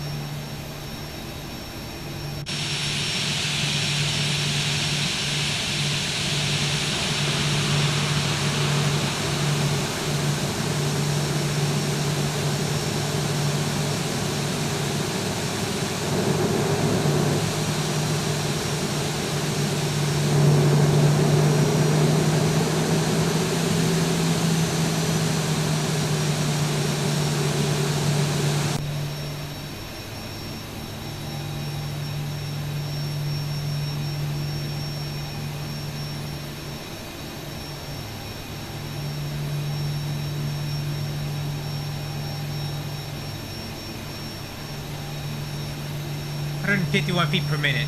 Ah, that's pretty good. I'll take that.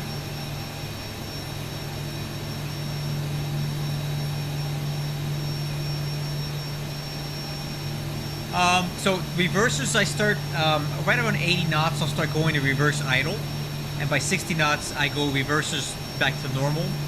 Manual braking is up to you. I like to start manually braking around 80 knots as well, or I don't like the deceleration rate and I want to try to make a different turnoff. But the manual braking is kind of up to you. But reversers start going back to idle by 80. Reversers still back to normal by 60. I think this is our turn coming up here. November, yep. We're gonna make a right turn right here.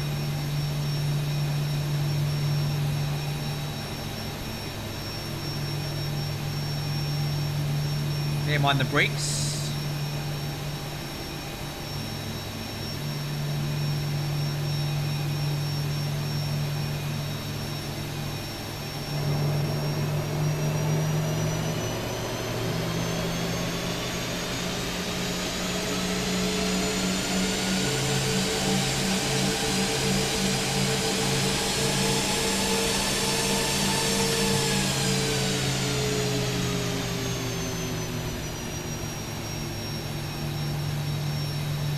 Our parking is going to be up on the left over there. We see those lights over there.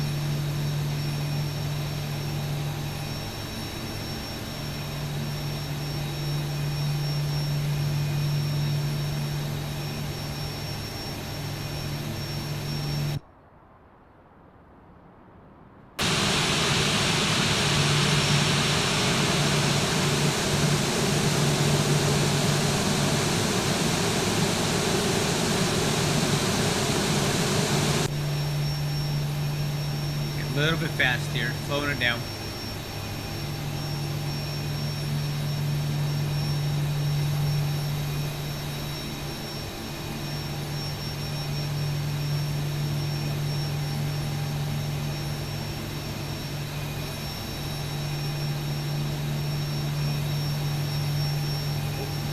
I think I overshot it. Oh, I got it. There we go.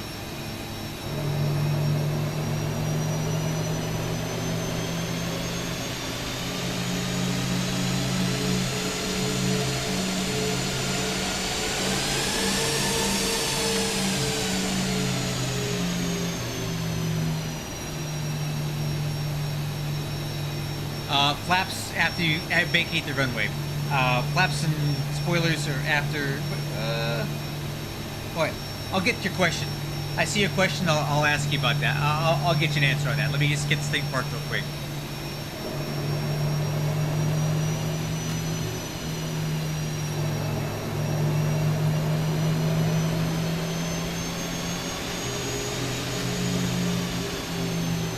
Okay, taxi light off.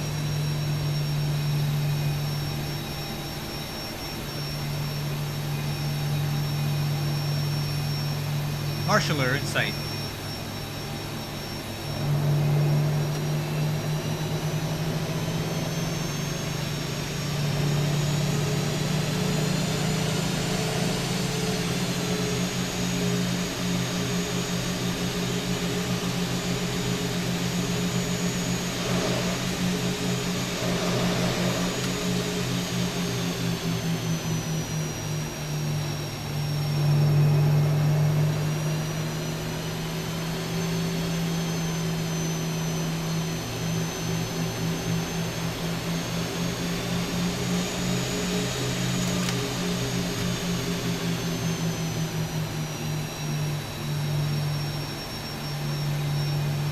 Okay, parking brake.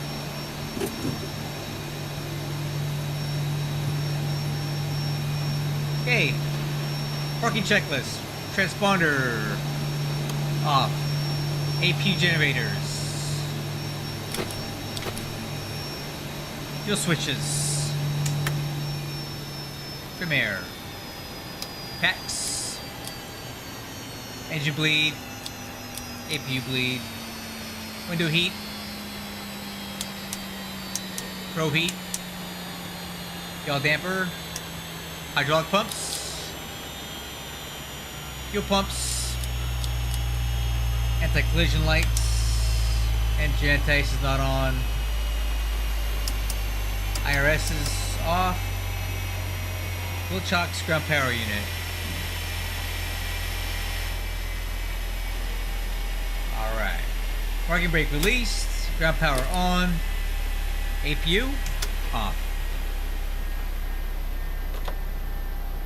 Whew. Oh, okay. Big Dream Pilot, let me get that for you real quick since you asked. The plugin is called Auto DGS, Auto Delta Golf Sierra. You can get it, just type in Auto DGS for X-Plane. It gives you marshallers automatically. It's all you gotta do is put it in, and it kind of knows where the airports are at and where the spots are at. Sometimes it doesn't give you one, but 90% of the time it's pretty good. And then let me show you where it puts you on the line. Look at that. I mean, I was a little off, but not too bad. So I think it's pretty good for a marshaller, right? Auto DGS. Okay, let's see. How to set the right speed when descending to approach. Okay, so you never fly VREF. The VREF is your reference landing speed. We typically do VREF plus 5. So your final approach speed at flaps 30, because we don't ever use flaps 40. I never do. Flaps 40 would be a very abnormal situation, so don't even use flaps 40. Use flaps 30, and it should be VREF plus 5. That's your final approach speed. So whatever your VREF is for that flap setting, add 5 knots to that. If you have any gusts, you're going to add an additional gust additive. But as a general rule, VREF plus 5 for final approach. A good rule of thumb is about 200 knots in a 737-800 for flaps 1, 180 knots flaps 5, 160 knots flaps 15, and then flaps 30 VREF plus 5. That's the flap extension schedule that works really good for a 737-800. So I'll type it out for you again.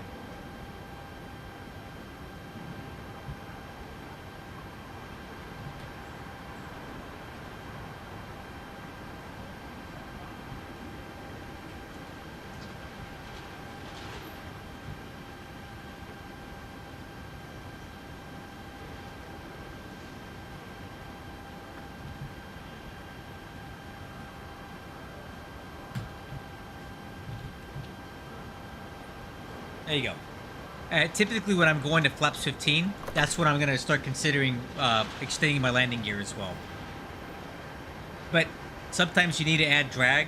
So in this case, I was coming in pretty steep and fast. So I actually extended my landing gear quite a bit earlier than I normally would.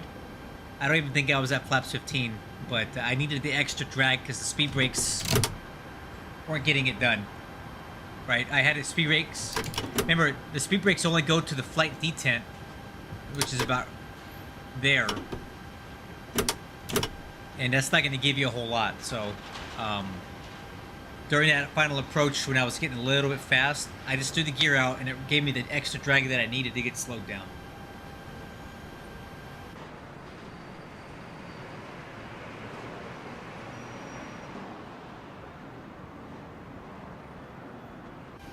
Anyway, guys, that's it for me. Got my flight in. I got this aircraft repositioned back to Cincinnati where it can be flown by another pilot. I hope you enjoyed the flight. Hope you'll consider subscribing to the channel. I fly all the time on stream.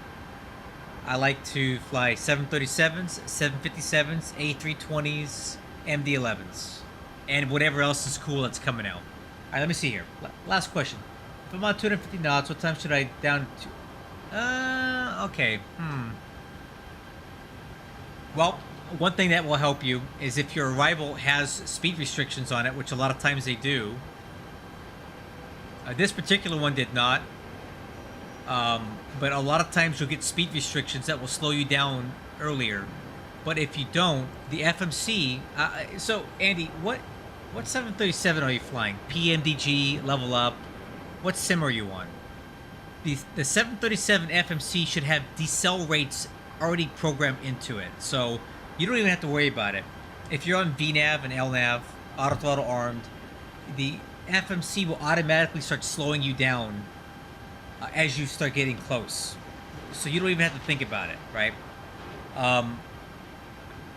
I typically, before I enter like level up, okay, so you don't even have to worry about decelerating. If you just fly VNAV, it'll do it for you, okay? And once you are on approach mode, once you get into approach mode and you're on glide slope and localizer, the auto throttle defaults to speed hold mode, right? So at that point, you're controlling the speed, right? It's typically you're going to be down to about 200 knots as you intercept the glide slope, but the FMC will decelerate you up to that point, okay? If you start adding in flaps while you're still in VNAV, it will automatically slow the aircraft down even more for that flap setting. So you don't really have to overthink it too much, right? It does a lot of this for you. I like to go to speed intervention a little bit earlier than that sometimes, because I like to get slowed down before I even get on the localizer. I just like to have a little more control over the speed myself, so I'm ahead of the aircraft. But if you don't want to do that, the FMC in VNAV mode will slow you down for you.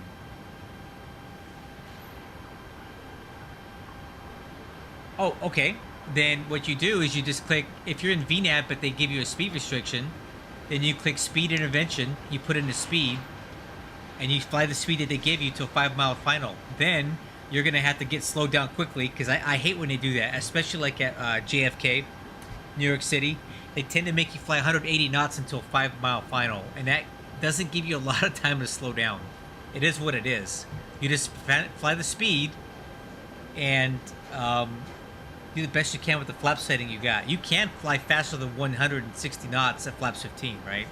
You can do flaps 15 at 180, and that's kind of a good idea if you want to add you want to like load up on drag, so that you already got a lot of flaps out. You're flying 180 knots because they told you to. As soon as you can reduce to the final approach speed, you already got a lot of drag out. So as soon as you go back down to idle on your throttles, the drag is there. You're going to decelerate quickly, and you can add in that last bit of flaps 30, and your gear should already be out by that point. So it's really not that big a deal. I fly to JFK every now and then, and they usually give you 180 knots till 5-mile final. You know, just do it.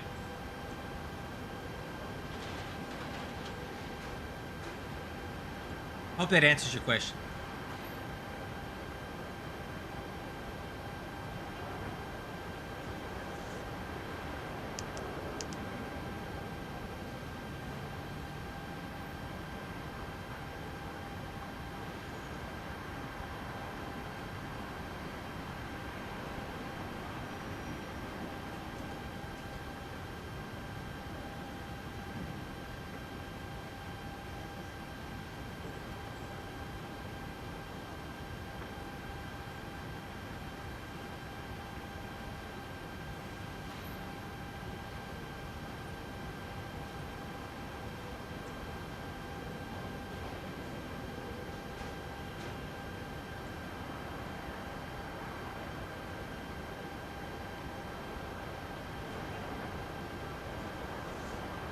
Okay.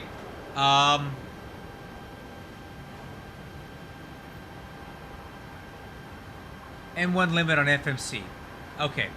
So that's during your it's during your setup, right? So let's say you're doing FMC index performance, right? You do your performance initialization. Now, if you go, well, tell you what, Andy, do me a favor. I'm going to end the stream now because I'm getting kind of late here.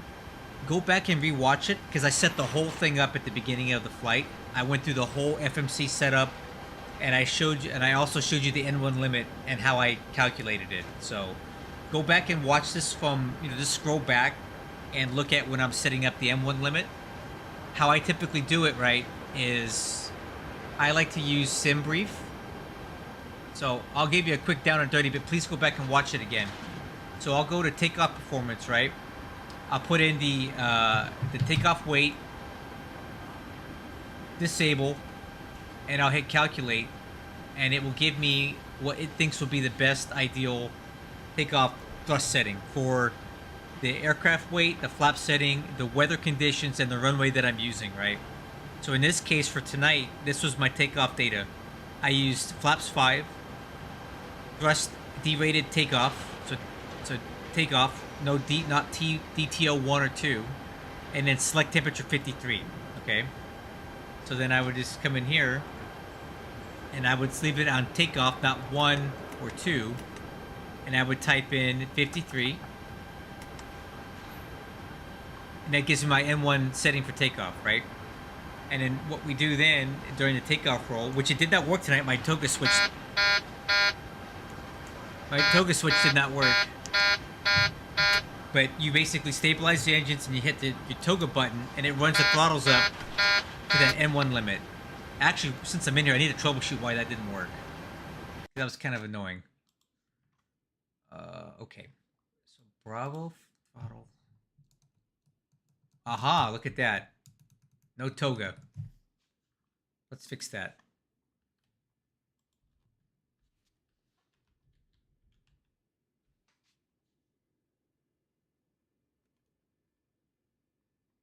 All right, let's try that. Let's see if that fixes it. Yep, there it is. Hear it? Look. I fixed it. Good, that'll work next time. There's my toga button. It works again.